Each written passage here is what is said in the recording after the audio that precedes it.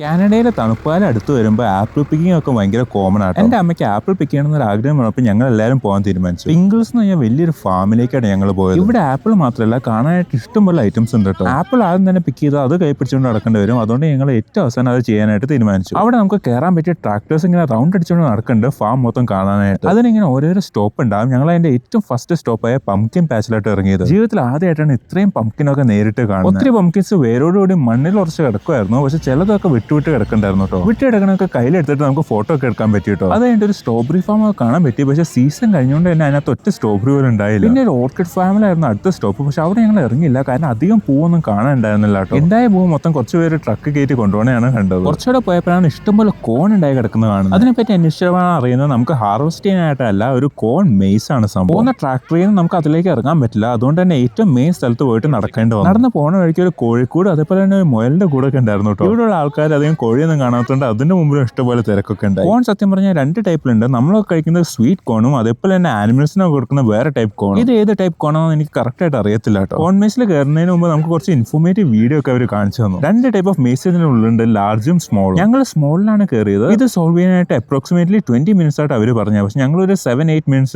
Solve ചെയ്തു. വലിയ മേസിന് അവർ approximate ആയിട്ട് പറഞ്ഞ 1 മണിക്കൂറാണ്. ഞങ്ങളുടെ കയ്യിൽ ആ സമയം ഇല്ലായിരുന്നു. തിരിച്ചു തന്നെ വഴിക്കാണ് ഒരു കുന്നിന്റെ മുകളിൽ കുറച്ച് സ്ലൈഡൊക്കെ കാണുന്നത്. അതിന്റെ മുകളിലേക്ക് പോകുന്ന വഴിക്ക് തന്നെ ഒരു ബാസ്കറ്റിൽ ചാക്കൊക്കെ വെച്ചിട്ടുണ്ട് കേട്ടോ. നമ്മുടെ പാന്റ് അഴുക്കാതിരിക്കാനോ അതേപോലെ തന്നെ സ്ലൈഡിങ്ങിന് കുറച്ചുകൂടെ എളുപ്പമാക്കാൻ വേണ്ടിയിട്ടാണ് ഈ ചാക്ക് തന്നേക്കണം. ചാക്കൊണ്ട് വലിയ ഉപകാരം നമുക്ക് ഉണ്ടായില്ല. അവസാനം നിരങ്ങി ഇറങ്ങി പോകേണ്ട വന്നു കേട്ടോ. പിന്നെ ഒരു ബാണ്ടുള്ള കുറച്ച് കഴുതയും ലാമയും ആടും ഒക്കെ ഉണ്ടായിരുന്നു കേട്ടോ. മൈൻക്രാഫ്റ്റ് കളിക്കുന്നവർക്ക് ലാമ എന്തെന്ന് കറക്റ്റ് ആയിട്ട് അറിയായിരിക്കും. ഇവിടെയുള്ള ഒട്ടുമിക്ക ഐറ്റംസും കണ്ടു കഴിഞ്ഞതിന് ശേഷമാണ് ഞങ്ങൾ ആപ്പിൾ പിക്കിങ്ങിനായിട്ട് പോകുന്നത്. ഒരു ആപ്പിളിനായിട്ടുള്ള റേറ്റ് ഒരു കവറിനാട്ടോ റേറ്റ്. ഒരു കവർ മേടിച്ചു കഴിഞ്ഞാൽ അതിനകത്ത് എത്ര ആപ്പിൾ നിറയ്ക്കാവോ അത്രയും നമുക്ക് നിറയ്ക്കാൻ പറ്റും. ഇവിടെ ഇഷ്ടംപോലെ വെറൈറ്റി ആപ്പിൾസ് ഉണ്ടായിരുന്നു. എന്റെ ഫേവറേറ്റ് ആയിരുന്നു ഹണി ക്രിസ്പ്. സംഭവം നല്ല അടിപൊളി സ്വീറ്റ് ആയ ടേസ്റ്റ് ആയിരുന്നു കേട്ടോ. നിങ്ങൾ പോവുകയാണെങ്കിൽ ഒരു കവർ ആപ്പിൾ മേടിച്ചാൽ മതി, കാരണം അതിന്റെ ആവശ്യം ഉണ്ടാവത്തുള്ളൂ. ഞങ്ങൾ ഇവിടെ പോയിട്ട് ഓൾമോസ്റ്റ് 1 മാസം ആവറായി. ഞങ്ങൾ ഇത്രയും പേരുണ്ടായിരുന്നിട്ടും ആപ്പിൾ ഇപ്പോഴും ബാക്കി കേട്ടോ. നല്ല ഫ്രണ്ട്സിന്റെ അല്ലെങ്കിൽ ഫാമിലിയുടെ കൂടെ ഒരു ഫുൾ ഡേ സ്പെൻഡ് ചെയ്യാൻ പറ്റിയ സ്ഥലം തന്നെയാണിത്.